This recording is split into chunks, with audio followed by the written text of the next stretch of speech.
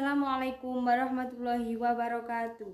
Perkenalkan, nama saya Erna Rahmawati, NIM 1961059. Perkenalkan, nama saya Aprinia Handayani, NIM saya 1961058. Saya dari kelas KP1 Manajemen SDMA 2019.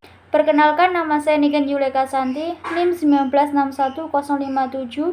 Saya dari KP1 Manajemen SDMA tahun 2019. Perkenalkan, nama saya Sofyan Abi Rosanto.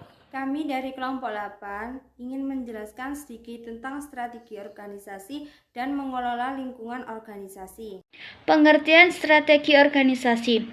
Pengertian strategi dalam konteks organisasi adalah penetapan berbagai tujuan dan sasaran jangka panjang yang bersifat mendasar bagi sebuah organisasi, yang dilanjutkan dengan penetapan rencana aktivitas dan pengalokasian sumber daya yang diperlukan guna mencapai berbagai sasaran tersebut. Ini sesuai dengan definisi A.D. Candler Jr. sebagai berikut. Strategi dapat didefinisikan sebagai penentuan tujuan dan sasaran jangka panjang dasar dari suatu perusahaan, dan adopsi ditindakan dan alokasi sumber daya yang diperlukan untuk melaksanakan tujuan ini. Strategi merupakan penerjemahan dari analisis lingkungan dan analisis terhadap kemampuan internal atau kapabilitas organisasi, yang selanjutnya diterjemahkan ke dalam struktur organisasi. Jenis-jenis strategi. Jenis-jenis strategi dibagi menjadi 3, yaitu yang pertama, strategi korporat, yang kedua, strategi level bisnis, yang ketiga, strategi level fungsional. Strategi berdasarkan keempat perspektif tersebut. 01. Strategi finansial. 02. Strategi pelanggan. 03. Strategi proses internal. 04. Strategi learning and growth. Besaran organisasi. Pengertian besaran organisasi.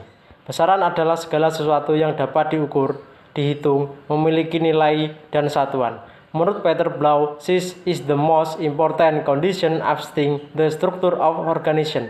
Besaran organisasi merujuk kepada variabel dan jumlah total pegawai, karena manusia serta interaksinya lah yang terstruktur, sehingga mereka harus dihubungkan dengan struktur. Meskipun dapat dikatakan bahwa berbagai ukuran besar tidak dapat saling dipertukarkan, kebanyakan bukti menyatakan bahwa menghitung jumlah keseluruhan pegawai sama baiknya dengan cara menghitung yang lain, dengan alasan bahwa jumlah total berhubungan dengan ukuran lain mengenai besaran. Sedangkan organisasi, menurut para ahli, terdapat beberapa pengertian organisasi sebagai berikut. Stephen P. Robbins menyatakan bahwa organisasi adalah satuan sosial yang dikondisikan secara sadar, dengan sebuah batasan yang relatif dapat diidentifikasi, yang bekerja atas dasar yang relatif terus-menerus untuk mencapai suatu tujuan bersama atau sekelompok lain. Baik, selanjutnya saya akan menjelaskan tentang pengertian lingkungan organisasi.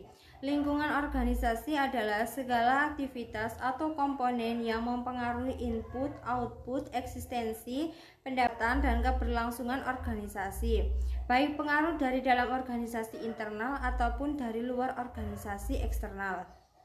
Pengertian mengelola organisasi. Pengelolaan lingkungan hidup adalah usaha sadar untuk memelihara atau melestarikan serta memperbaiki mutu lingkungan agar dapat memenuhi kebutuhan manusia sebaik-baiknya. Secara garis besar, ada 4 lingkup pengelolaan lingkungan hidup, meliputi 1. Pengelolaan lingkungan secara rutin. 2. Perencanaan dini dalam pengelolaan lingkungan suatu daerah yang menjadi dasar dan tuntunan bagi perencanaan pembangunan. 3. Perencanaan pengelolaan lingkungan berdasarkan perkiraan dampak lingkungan yang akan terjadi sebagai akibat suatu proyek pembangunan akan direncanakan. 4. Perencanaan pengelolaan lingkungan untuk memperbaiki lingkungan yang mengalami kerusakan karena alamiah maupun ulah manusia itu sendiri. 6. Pengendalian kekuasaan. Pengertian dari pengendalian kekuasaan adalah pengendalian kekuasaan yang mengatakan bahwa kapanpun struktur organisasi dalam banyak hal merupakan hasil pilihan struktur dari mereka yang berkuasa sehingga mereka dapat mempertahankan dan meningkatkan pengendalian mereka semaksimal mungkin. Sekian penjelasan dari kelompok 8. Apabila ada salah kata, saya mohon maaf. Wassalamualaikum warahmatullahi wabarakatuh.